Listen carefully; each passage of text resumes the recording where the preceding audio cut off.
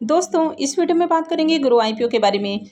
तो आईपीओ 4 नवंबर से यानी कि ट्यूसडे से ओपन होने वाला है। तो चलिए जानते हैं कि इसका बिजनेस मॉडल कैसा है, फाइनेंशियल कैसे हैं, ग्रे मार्केट में प्रीमियम किस प्राइस के ऊपर ट्रेड कर रहा है और इस आईपीओ में अप्लाई करना चाहिए या फिर नहीं करना चाहिए। तो इससे पहले कि मैं वीडियो को शुरू करूं, अगर आप इस चैनल पर पहली बार विजिट कर रहे हैं या फिर आपने चैनल अब तक सब्सक्राइब नहीं किया है तो चैनल को सब्सक्राइब कर लें और वीडियो को भी लाइक कर दें। वैसे वीडियो शुरू करने से पहले मैं बता दूं, ये वीडियो सिर्फ और सिर्फ इन्फॉर्मेशन और एजुकेशनल पॉइंट ऑफ व्यू से बनाई जा रही है। तो कहीं भी इन्वेस्टमेंट से पहले अपनी खुद की एनालिसिस करें और अपने फाइनेंशियल एडवाइजर से कंसल्ट करना न भूलें। सबसे पहले ग्रो के बिजनेस के बारे में बात करें तो कंपनी 2017 में इनकॉर्पोरेट हुई है और कंपनी का नाम है billion brain garage ventures limited. तो ग्रो एक बेंगलुरु बेस्ड फिनटेक कंपनी है, यानी कि ग्रो के नाम से कंपनी का ऐप देखने को मिल जाता है। तो आप में से काफ़ी सारे लोग ग्रो के ऐप को यूज़ भी कर रहे होंगे, यानी कि काफ़ी सारे लोगों के पास ग्रो का अकाउंट भी होगा। तो ये एक डिजिटल इन्वेस्टमेंट प्लेटफॉर्म है। तो इसके थ्रू आप अलग अलग तरह के जो फाइनेंशियल प्रोडक्ट हैं तो उसमें इन्वेस्टमेंट कर सकते हैं। तो ये रिटेलर्स को डायरेक्ट इन्वेस्टमेंट की अपॉर्चुनिटी देती है, यानी कि आप ग्रो के ऐप के थ्रू अलग अलग तरह के जो फाइनेंशियल प्रोडक्ट हैं तो उनमें इन्वेस्टमेंट कर सकते हैं। तो ग्रो के थ्रू आप mutual fund, stock, FNO, ETF, IPOs, digital gold और यहाँ तक कि आप यूएस के स्टॉक्स में भी इन्वेस्टमेंट कर सकते हैं। और खासकर जो ग्रो है ये म्यूचुअल फंड इन्वेस्टर्स के बीच काफ़ी ज़्यादा पॉपुलर है। तो ग्रो के ऐप के थ्रू आप अलग अलग तरह के जो म्यूचुअल फंड्स होते हैं तो उनको भी कंपेयर करके देख सकते हैं कि किसने किस तरह का रिटर्न दिया है, किसको किस तरह की रेटिंग दी गई है। यानी कि यहाँ पर आपको म्यूचुअल फंड्स का ओवरव्यू देखने को मिल जाता है।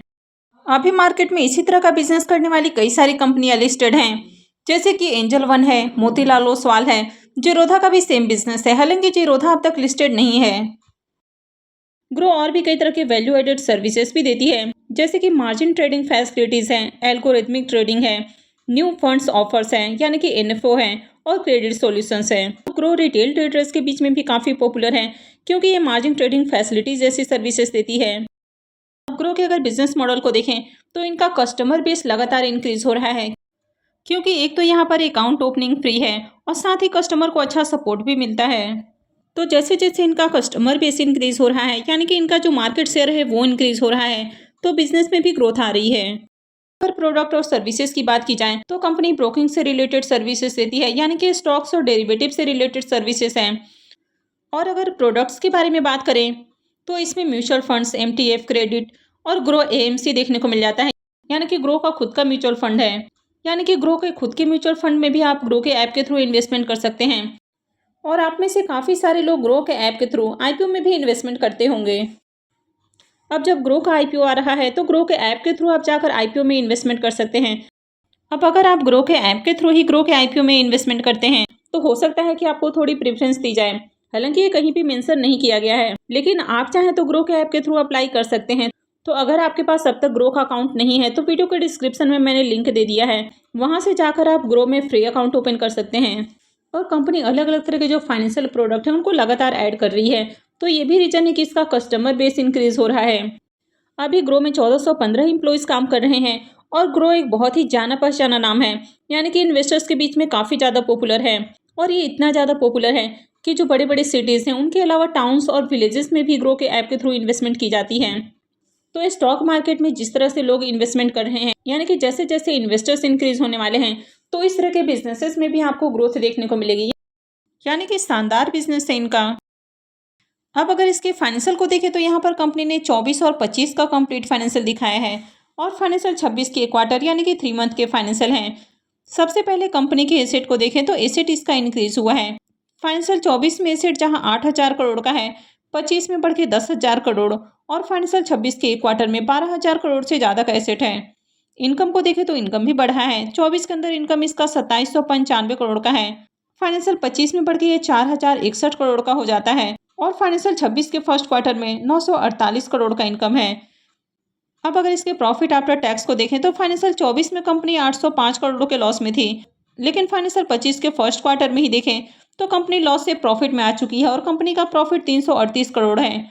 और फाइनेंशियल 25 के अगर प्रॉफिट को देखें तो कंपनी ने फाइनेंशियल 25 में 1824 करोड़ का प्रॉफिट जनरेट किया है, यानी कि प्रॉफिट में बम्पर उछाल देखने को मिला है। 24 में कंपनी जहां लॉस में थी, 25 में प्रॉफिट में आई है और प्रॉफिट के अंदर बम्पर उछाल देखने को मिला है। वहीं फाइनेंशियल 26 के फर्स्ट क्वार्टर में 378 करोड़ का प्रॉफिट है। ईबिटा को देखें तो ईबिटा भी 24 में नेगेटिव में था और अभी ये पॉजिटिव हो चुका है और इसका ईबिटा भी इंक्रीज हो रहा है। कंपनी के अगर नेटवर्थ को देखें तो इसका नेटवर्थ भी कंटिन्यू बढ़ा है और अगर रिजर्व को देखें तो कंपनी का रिजर्व भी पहले से इंक्रीज हुआ है।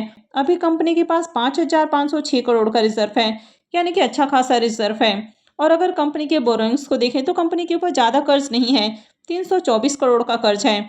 तो कंपनी का जो फाइनेंशियल है ये बढ़िया है। हालांकि फाइनेंशियल 24 में कंपनी लॉस में थी, लेकिन इसके बावजूद देखें तो कंपनी का बिजनेस मॉडल अच्छा है और जिस तरह से इसका कस्टमर बेस लगातार इंक्रीज हो रहा है तो आगे भी इसके बिजनेस में अच्छी ग्रोथ की अपॉर्चुनिटी है। तो शानदार बिजनेस है। अब इस कंपनी के वैल्यूएशंस की बात करें तो ये बड़ी कंपनी है और इसका मार्केट कैप 61,735 करोड़ का है। रिटर्न ऑन नेटवर्थ इसका 37.57% है, तो काफ़ी बढ़िया रिटर्न ऑन नेटवर्थ है। पैट मार्जिन 44.92 का है, तो काफ़ी शानदार पैट मार्जिन है। इबिटा मार्जिन 59.11 का है। प्राइस टू बुक वैल्यू 11.76 का है। अब इसके पी मल्टीपल को देखें तो पी मल्टीपल 33.26 का है। तो कंपनी काफ़ी एक्सपेंसिव वैल्यूएशंस के ऊपर आईपीओ लेकर आई है, यानी कि कंपनी तो अच्छी है लेकिन आईपीओ काफ़ी एक्सपेंसिव वैल्यूएशंस के ऊपर लाया गया है, तो ये इसमें एक नेगेटिव पॉइंट है। तो चलिए एक बार इसको इसके पीयर से भी कंपेयर करके देख लेते हैं। तो ग्रो का पी मल्टीपल 33.26 का है। एंजल वन का 19.80 का, मोतीलाल ओसवाल का 24.88 का। तो एंजल वन और मोतीलाल ओसवाल से कंपेयर करें तो इन दोनों से ही कंपनी हाई वैल्यूएशंस के ऊपर आईपीओ लेकर आई है। 361 का पी मल्टीपल 45.20 का है। न्यूमारा का 26.85 का और प्रूडेंट कॉर्पोरेट का 58.92 का पी मल्टीपल है। तो यहाँ पर अगर इसके लिस्टेड पीयर कंपनियों से इसको कंपेयर करें तो कंपनी एक्सपेंसिव वैल्यूएशंस के ऊपर आईपीओ लेकर आई है। अब आईपीओ के ऑब्जेक्टिव की बात करें तो कंपनी 152 करोड़ रुपए क्लाउड इंफ्रास्ट्रक्चर के ऊपर खर्च करने वाली है। 225 करोड़ रुपए ब्रांड बिल्डिंग और मार्केटिंग के ऊपर खर्च करेगी। 205 करोड़ रुपए कंपनी अपने सब्सिडरी और साथ ही जो कैपिटल बेस है उसके रूप में खर्च करने वाली है। 167 करोड़ रुपए कंपनी एमटीए बिजनेस के अंदर फंडिंग के रूप में करने वाली है और बाकी का जो फंड है वो एक्विजिशन और जनरल कॉर्पोरेट पर्पस के लिए खर्च किया जाएगा। अब ग्रो के आईपीओ के डिटेल्स की बात की जाए तो यह आईपीओ 4 नवंबर से यानी कि ट्यूसडे से ओपन होने वाला है और 7 नवंबर को क्लोज होगा। फेस वैल्यू 2 रुपये पर शेयर है। बुकिंग प्राइस 100 है और आईपीओ में 150 शेयर्स का लॉट रखा गया है। आईपीओ 6,632 करोड़ का है, तो ये भी साइज में थोड़ा बड़ा आईपीओ है। इसमें 1,060 करोड़ का फ्रेश इशू है और 5,572 करोड़ का ऑफर फॉर सेल रखा गया है। ये मेन बोर्ड आईपीओ है। कंपनी बीएससी और एनएससी के ऊपर लिस्ट होने वाली है। आईपीओ के रिजर्वेशन पोर्शन को देखें तो क्यूआईबीएस के लिए 75% का पोर्शन है, रिटेलर्स के लिए 10% और एचएनआईएस के लिए 15% का पोर्शन रखा गया है। फाइनेंशियल 24 में ये कंपनी लॉस में थी और इसी कारण इस आईपीओ में जो रिटेलर्स का पोर्शन है वो मात्र 10% का है। आईपीओ के लॉट साइज को देखें तो आईपीओ में 150 शेयर्स का एक लॉट होने वाला है और एक लॉट के ऊपर इन्वेस्टमेंट अमाउंट 15,000 रुपये रहेगा। इस कंपनी के अंदर प्रमोटर्स की होल्डिंग अभी 28% है और आईपीओ लिस्टिंग के बाद प्रमोटर्स की जो होल्डिंग है वो थोड़ी और कम हो जाएगी। आईपीओ के शेड्यूल को देखें तो आईपीओ 4 नवंबर से यानी कि ट्यूसडे से ओपन होगा और ये 7 नवंबर को यानी कि फ्राइडे को क्लोज हो जाएगा। अलॉटमेंट डेट इसका 10 नवंबर होने वाला है। रिफंड डेट 11 नवंबर रहेगा। क्रेडिट डेट भी 11 नवंबर है और आईपीओ की लिस्टिंग 12 नवंबर को होने वाली है। तो चलिए अब इसके प्रीमियम को भी देख लेते हैं। अब इसके प्रीमियम को देखें तो इसके प्रीमियम में भी तेजी देखने को मिल रही है। तो इसका प्रीमियम 16 रुपये 70 पैसे के अराउंड देखने को मिल रहा है। आईपीओ में 150 शेयर्स का लॉट है, तो एक लॉट से 2505 रुपये करीब प्रॉफिट की उम्मीद है। इसके प्रीमियम को देखें तो इसका प्रीमियम 16% से ऊपर यानी कि 17.25% के अराउंड ट्रेड कर रहा है, तो इससे भी डिसेंट प्रॉफिट की उम्मीद है। और अभी जिस तरह से आईपीओ मार्केट के अंदर एक हाइप देखने को मिल रही है, यानी कि एंकर इन्वेस्टर्स की ओर से भी इन्वेस्टमेंट आ रहा है, क्यूआईबीएस भी अप्लाई कर रहे हैं और रिटेलर्स का भी पार्टिसिपेशन आ रहा है। तो जब भी ग्रे मार्केट में आपको थोड़ी डिमांड देखने को मिल जाती है तो आईपीओस में भी बढ़िया सब्सक्रिप्शन आ जाता है। हालांकि कंपनी अच्छी है और लॉन्ग टर्म में इस तरह की कंपनियों में काफ़ी अच्छी ग्रोथ की अपॉर्चुनिटी है, लेकिन इसमें एक नेगेटिव पॉइंट भी है कि कंपनी यहाँ पर भी काफ़ी हाई वैल्यूएशंस के ऊपर आईपीओ लेकर आई है। लेकिन जिस तरह से मार्केट में एक हाइप देखने को मिल रहा है तो उम्मीद है कि आईपीओ की लिस्टिंग बढ़िया देखने को मिलेगी। हालांकि किसी भी आईपीओ में अगर आप अप्लाई करते हैं तो अपने रिस्क रिवॉर्ड को जरूर कैलकुलेट कर लें, क्योंकि मार्केट में किसी भी चीज़ की 100% गारंटी नहीं होती है। होने को कभी भी कुछ भी हो सकता है। तो आप इसमें क्या करने वाले हैं कमेंट करके ज़रूर बताएं। आई होप कि आपको वीडियो अच्छी लगी होगी। तो अगर आपने वीडियो को लाइक नहीं किया है तो वीडियो को लाइक कर दें, चैनल को भी सब्सक्राइब करके रखें और वीडियो को अंत तक देखने के लिए आप सबका बहुत बहुत धन्यवाद।